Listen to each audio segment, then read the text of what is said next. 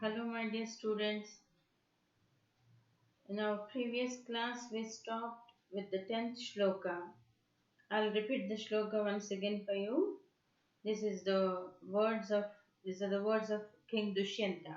He says, after he had seen Shakuntala, Priye smrutibhinna moha tamaso dishtya pramukhe stitasi me sumukhi uparagante shashinaha samupagata rohini yogam. What he says, Smriti Bhinna Moha Tamasaha Dishtya Pramukhe Stitasi Me Sumukhi. Sumukhi is the Sambodhana to Shakuntala here, O charming lady. Here I've been united with you, just like Rohini, the moon after the eclipse. Uparaga is eclipse. Uparagante Shashinaha Samupagata Rohini Yogam. How it could happen? Because Smriti Bhinna Moha Tamasaha. Whatever delusion I had because of my ignorance, that is darkness of my mind, it has been dispelled by recollection. How this recollection has been made possible? Once he had seen the ring, he could remember Shakuntala. That was the fact we were told in the previous dialogues. Then Shakuntala says, Jayatu Jayatu Aryaputraha. Victory to my husband. Aryaputra is the sambodhana made by the royal women to their husbands in those days. Jayatu. Jayatu is a word of victory.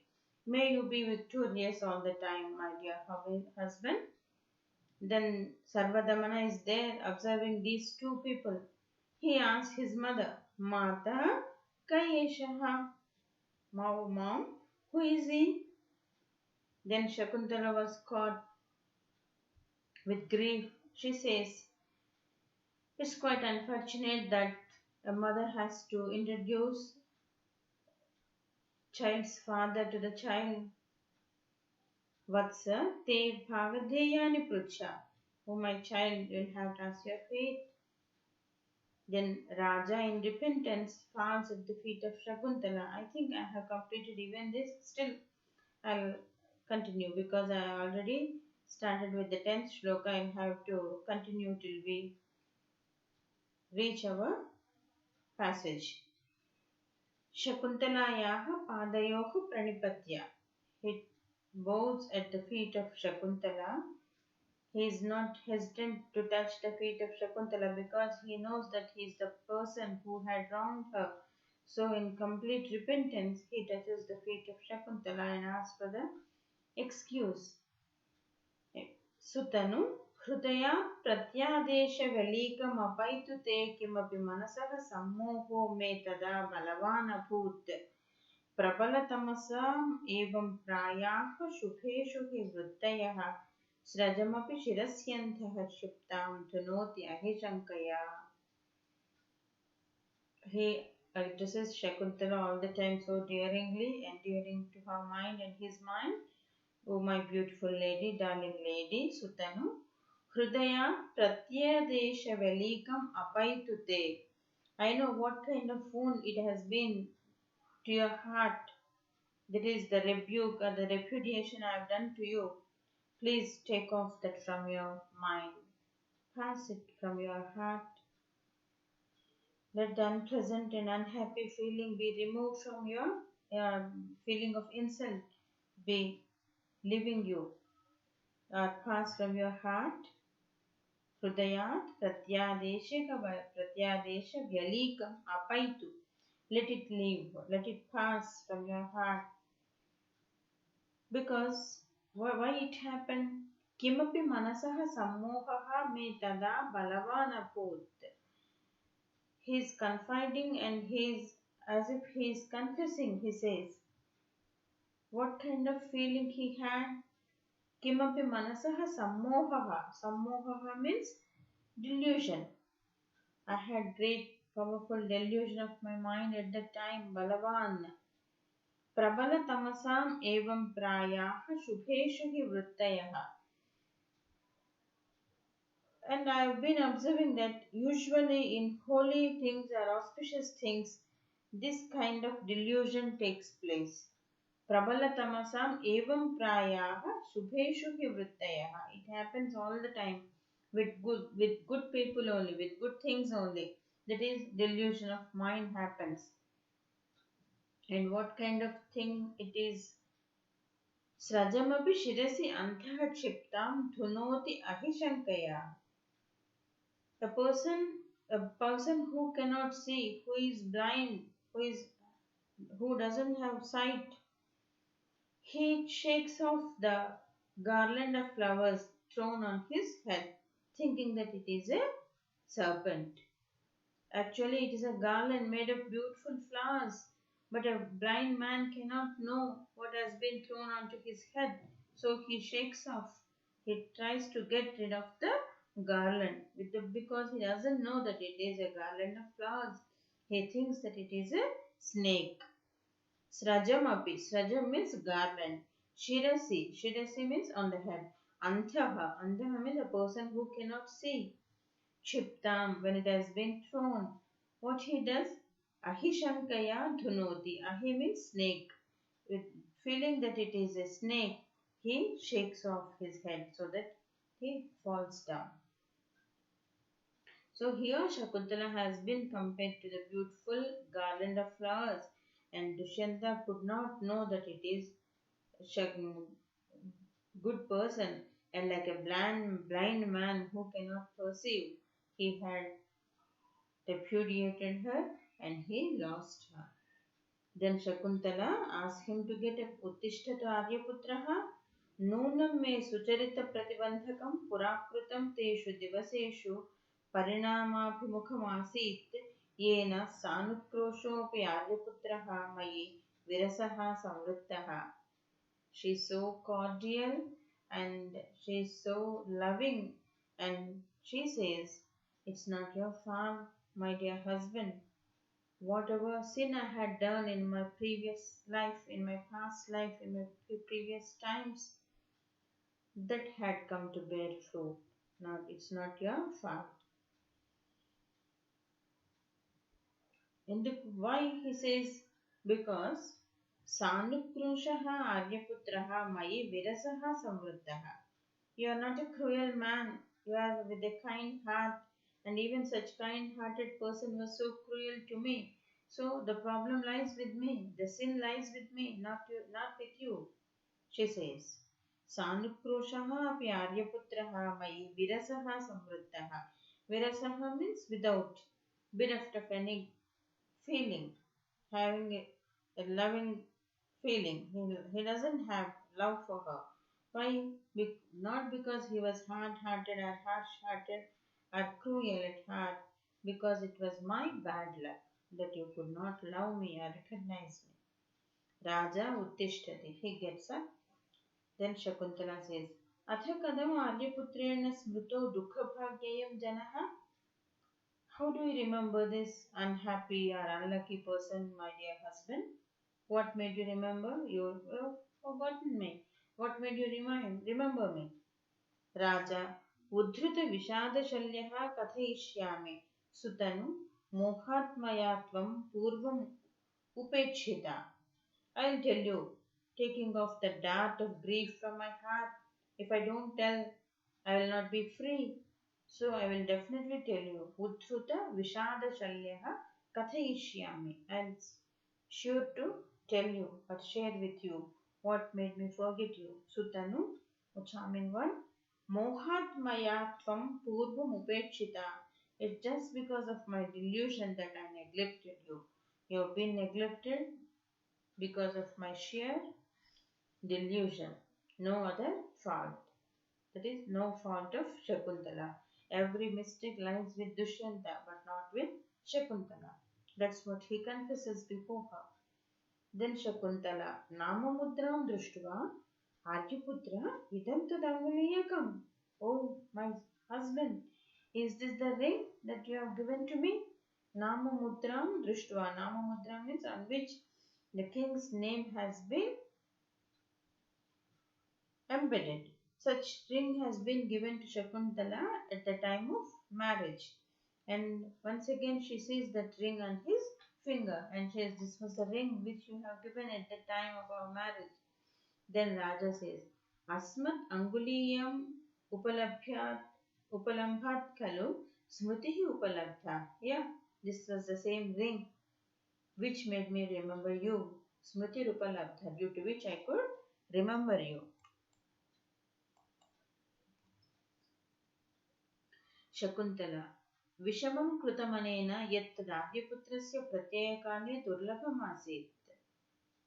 It acted so adversely in that it was not to be found at the time of convincing my husband, she says. Because when she wanted to produce a proof, she could not find it. That's what she says here. विषमं कृतमनेन यत् राज्यपुत्रस्य प्रत्ययकाले दुर्लभमासीत्. Durlabham means that which could not be found when it was needed.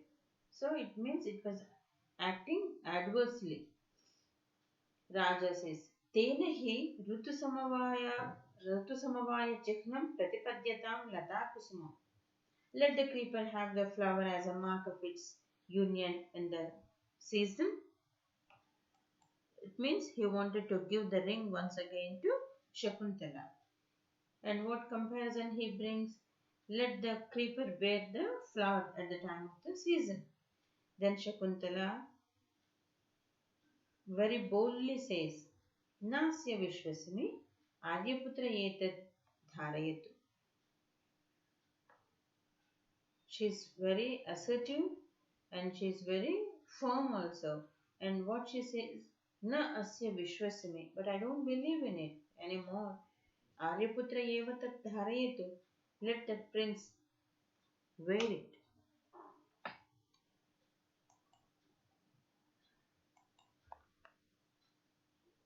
Tataha pravishati Matali.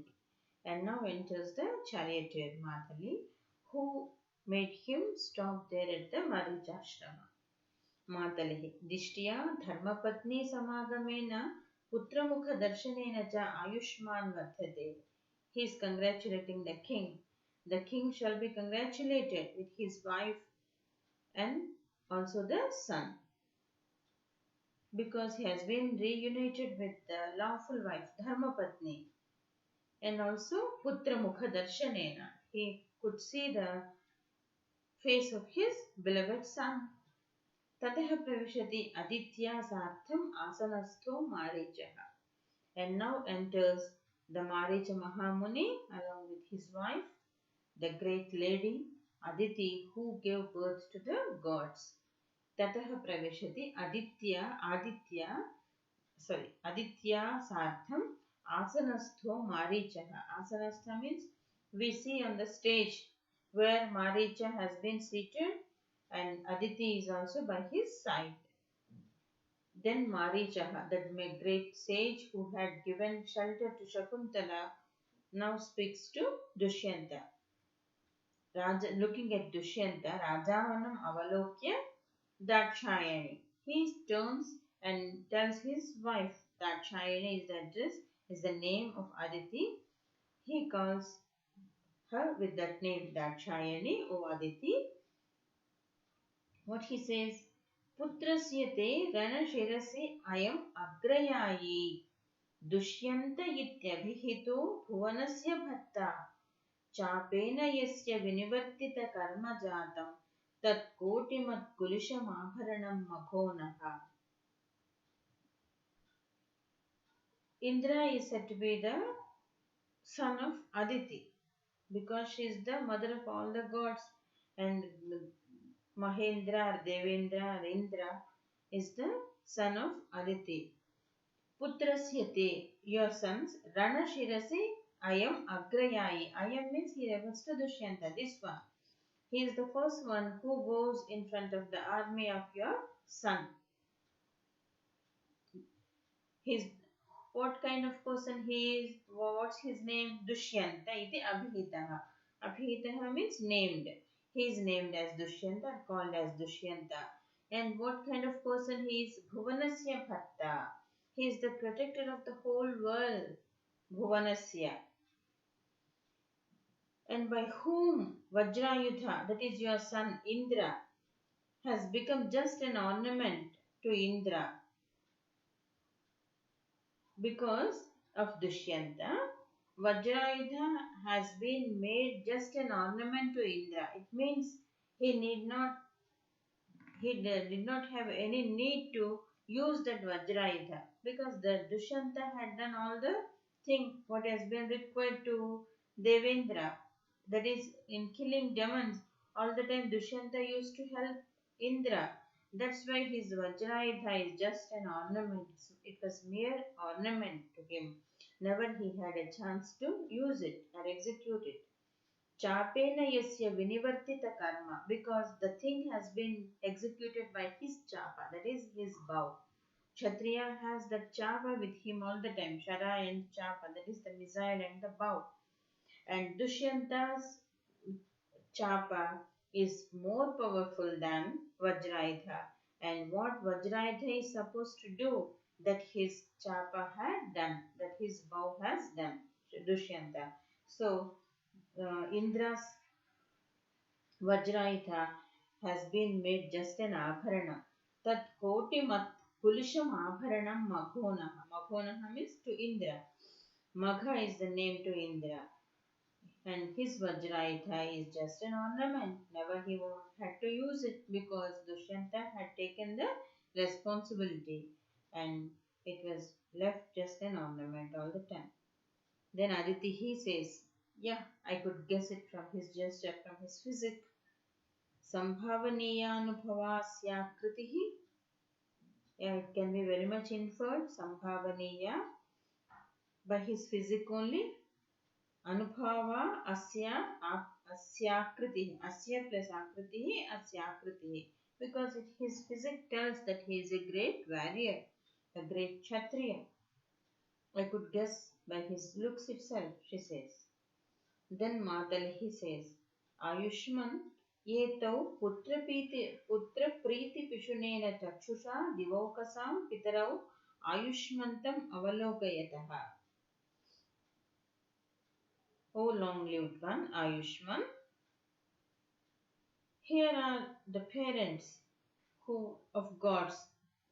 They are parents of all the gods. Divaukasam pitarau ayushmantam avalokayataha. How they are looking at you. These looks tell about the love they have for you. They have parental love for you. As if they look at Indra with the same affection and with the same love, they are looking at Dushyanta also. That's what has been said by Madali. With an eye betokening the parental affection. Pishunena means indicating. How these eyes, the chakshusha means eyes, the sight. What kind of sight they have? The sight which tells about their love. Then Raja Upagamya. Ubhabhyamapi Vasavaniyojyo Dushyantaha Pranamati. Though Dushyanta has been highly praised by Matali or by Maricha himself, that Indra has been helped all the time by Dushyanta and his Vajrayudha, that is Vajrayudha of Indra, he was just an ornament when he fought with the enemies. Dushyanta doesn't take any pride in it. He is so humble and refers to himself as commanded by Indra. Vasava Niyojyaha Dushyantaha Pranamati. He doesn't say the Chakravarti or the Emperor Dushyanta is going down. What he says? He refers to himself as one commanded by Indra or assigned the duty by Indra. Upagamya, approaching the two elderly people, that is Aditi and Maricha, who were having an affectionate side towards him. He pays his homage to them. Ubhabhyam api. Ubhabhyam to both of you. I make a salutation. What kind of me? Vasava Niyojyaha. Vasava means Indra. Niyojyaha means engaged or commanded by Indra. Such Dushyanta is giving a salutation. Then Marichaha says, Vatsa Chiranjeeva Prithvim Palaya. Then he blesses Dushyanta, Chiranjeeva, O Aishma, Prithvim Palaya. May you protect the earth, and may you rule the earth forever and ever. Aditi, he also gives her blessing. Vatsa Apratiratho Bhava. Be a matchless hero, she says. She is a very courageous lady and a lady with great prowess. That's why she could give birth to gods, and the same kind of power she wants even Dushyanta get or possess. What she says, Apratiratho Bhava, be a matchless hero forever. Shakuntala. Then Shakuntala finds it right time to bow them because she has been united with her husband. That's why she comes forward and she falls at the feet of Aditi and Maricha along with her son Sarvadamana. Daraka Sahita Vam Padavandanam Karomi. With my son I bow down to you, she says. Then Marichaha blesses her. What say, O my dear child? Akhandala Samo Bharta Jayanta Pratimaha Sutaha Ashih Anya Nate Yogya Paulomi Sadrushi Bhava. What kind of affection he had for his Indra, Maricha, the same affection and love he has for Dushyanta. That's why he says, Akhandala Samo Bharta. You have a husband who is equal to Indra in his prowess and courage, and may he be like Indra forever. He is equal to Indra. Akhandala Samaha Bharta. You already have a husband who is equal to Indra in prowess. Jayanta Pratimaha Sutaha. Just like Indra has a son Jayanta, you also have a son, that is Sarvadamana.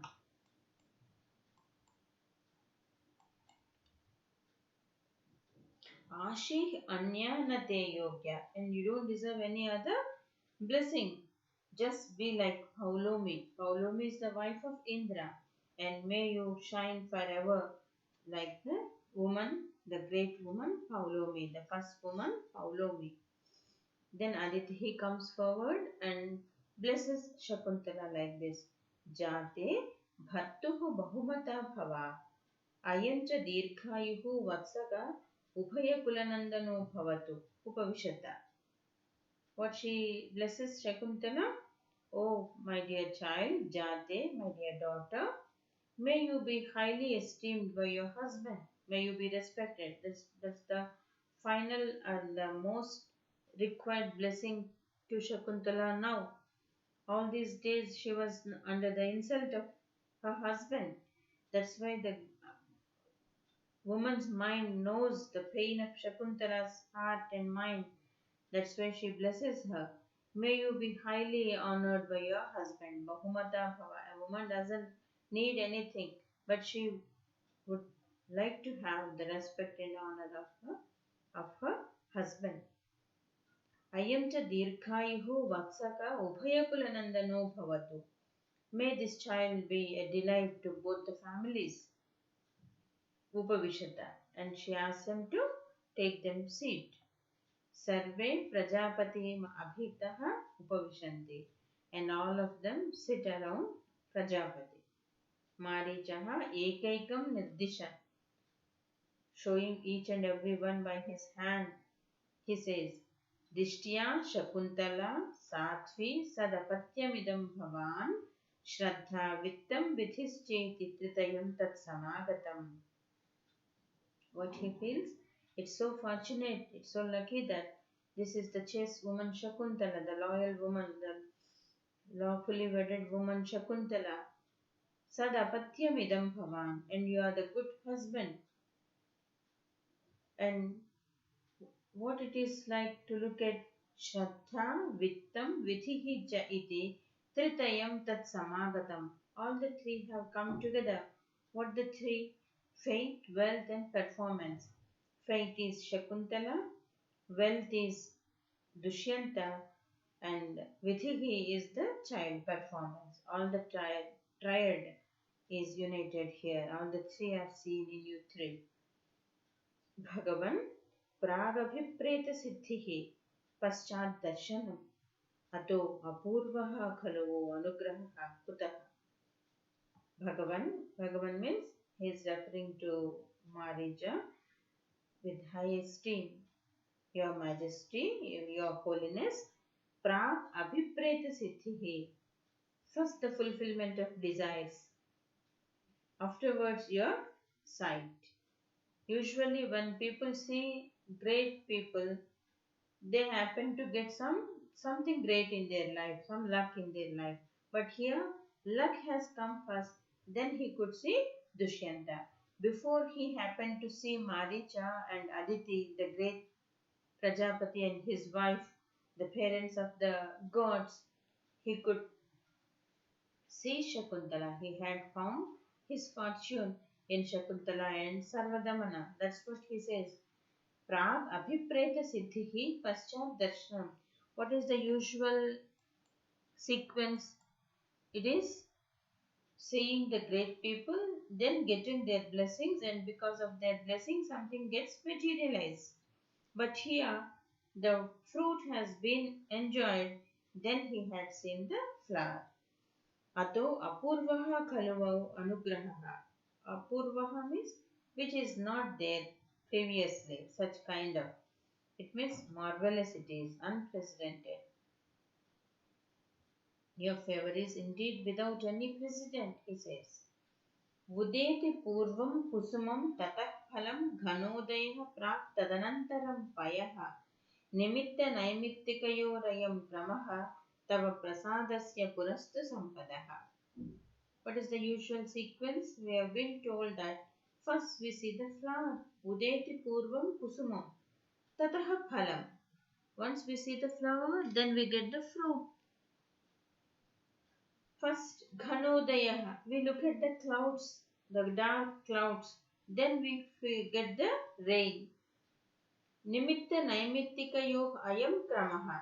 This is the sequence of cause and effect. But here, Tava Prasadasya Purastu Sampadaha. I got the Sampada, I got prosperity. Even before looking at you, before having a darshan of you, I could feel the prosperity or fortune. Prosperity comes before your favor. Without getting blessed, Maricha had given him so prosperity and fortune. That's what Dushyanta says. Tava prasadasya purastu sampadaha. Prosperity comes before your favor. Then Marichaha says, Yadaiva apsaraha tirthavataranath pratyaksha vaiklavyam Shakuntalam adaya menaka dakshayani mupagata tadaiva dhyanat avagatosmi durvasasaha shapat iyam tapasvini sahadharmacharini tvaya pratyadishta nanyatha iti sacha ayam anguliyaka darshanavasanaha. Maricha had made problem easy for Dushyanta. What he says, he wanted to defend Dushyanta and he wanted to see that Shakuntala has confidence in Dushyanta. So he says a word of appreciation about Dushyanta. What he says, Yada eva apsaraha tirthat avataranat pratyaksha vaiklavyam Shakuntalam adaya menaka dakshayani mupagata tada eva dhyanat avagatosmi durvasasaha shapat iyam tapasvini sahadharmacharini tvaya pratyadishta na anyatha iti. What he says, Apsaras Tirtha. Apsaras Tirtha means where these damsels dwell.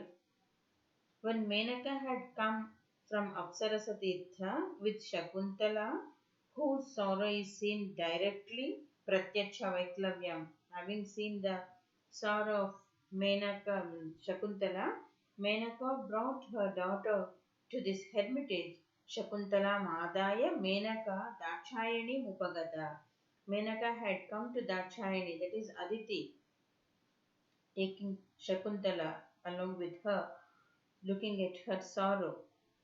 Then only I could know through my meditation that because of the curse you have rejected Shakuntala and not because of any other reason, as we all thought.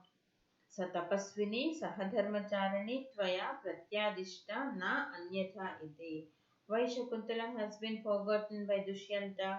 It's not because of his arrogance, but it is because of the curse given by Durvasa.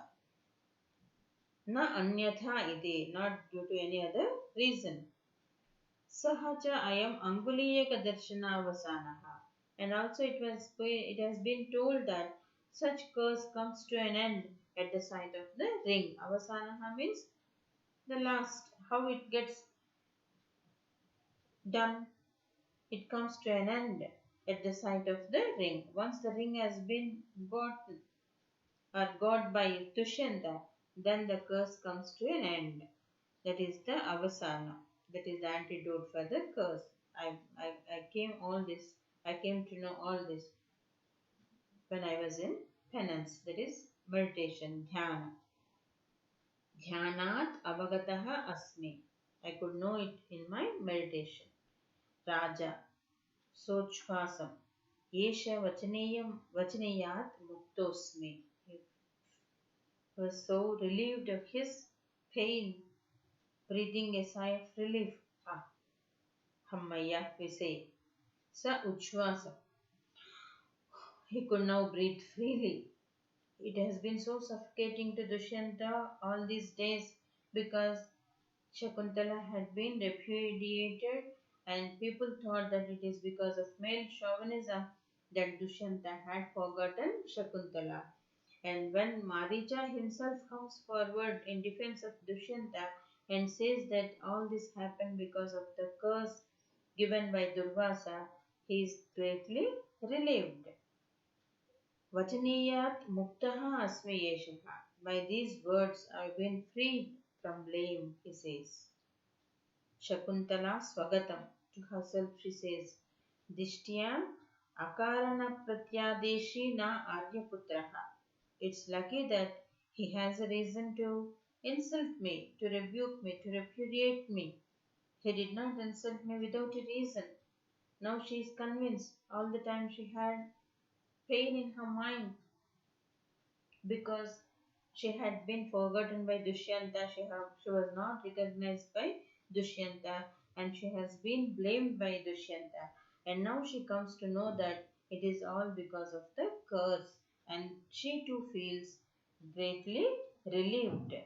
Oh, without a reason he did not leave me. Na punaha shaptam atmanam smarami. But it was a wonder and it was a surprise to Shakuntala. How come that I did not know about the curse? Athava prapto maya sahi shapo virahashunya hridayaya na viditaha. I don't remember I cursed. I did not know because I was absent-minded because due to separation. Athava prapto maya sahi shapo virahashunya hridayaya na viditaha.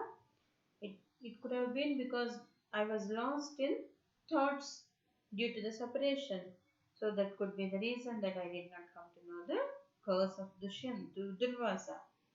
Ataha sakibhyam sandishtasme bhattuhu anguliyakam darshayitavyamiti. Oh, that was the reason that I have been asked again and again by my friends to take care of the ring. Darshayitavyamiti. They also have given an indication that it must be shown to my husband. Ataha sakhibhyam, by my two friends. Who were they? Anasuya and Priyamvada.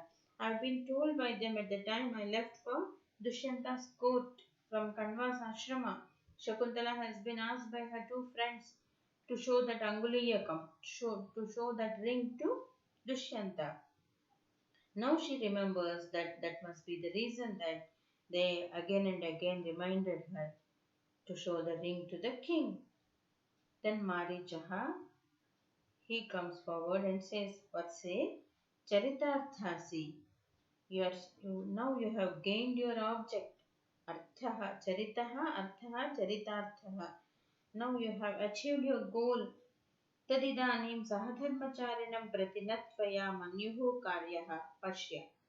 And he tells her not to be angry, not to have any kind of resentment towards Dushyanta, who is really Sahadharmacharin, really a good husband. Tadidanim Sahadharmacharinam Pratinattvaya Manyuhu Karyaha. Manyuhu means anger. Don't get angry at your husband. Don't have any resentment. Pashya, you see what he says? शापादसि प्रतिहता स्मृतिरोधरूक्षे भर्तर्यपेततमसि प्रभुता तवैव छाया न मूर्च्छति मलोपहतप्रसादे शुद्धे तु दर्पणतले सुलभावकाशा. Shapadasi Pratihata. It's a kind of counseling to Shakuntala. Maricha wanted to see that they get united and lead a comfortable and happy life hereafter at least. That's why he says to Shakuntala, why you have been insulted? Shapadasi Pratihata. Just because of the curse, you were repulsed. Smrutirodha rukshe bhattari apete tamasi prabhuta tavaiva. Now yours is the governance. Prabhuta tavaiva. Don't be angry towards him because due to his obstruction of the memory, that is block in the memory, that he had neglected you. Bhattahi apeta. Now apeta tamasi. His tamas has been washed away, dispelled away. That's why you could be recognized. And tavaiva prabhuta. Now you are the master. You are the governess. Chaya na murchati mala apahata prasade. Malopahata prasade. Means when glass or mirror is dusky with dust, one's image cannot be seen. Chaya na murchati. It takes no effect on the mirror. An image doesn't fall on the dusky mirror. But when it is clean, pure, shuddhe tu darpanatale, when the surface of the mirror is so clean, then it has an easy entry on the pure mirror. So, problem is not Shakuntala. Problem is with Dushyanta because his mind was dusky. Shakuntala's image could not fall on it, and now it has been removed, and you have an easy entry in his mind. And yours is the governance, he says. Smriti Rodha Rukshe. Smriti Rodha, he was angry because his Smriti was Rodha, Niruddha. Niruddha means stopped. And that here, Chaya na murchati. Chaya means shadow, that is image.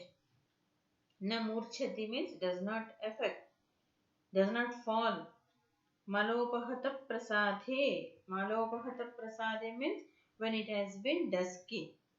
Shuddhe tu darpanatale prasmalo sulabha avakasha. When it is been removed, then it has an easy entry. And apeta tamasi means here bhartari apeta tamasi. They both are saptami vibhaktis. When darkness has been dispelled or in your husband, you will have an entry on his mind. So you were repulsed just because of the curse and not because of his male chauvinism. Here we will stop, my dear students, and I think we'll complete this in our next class. Thank you.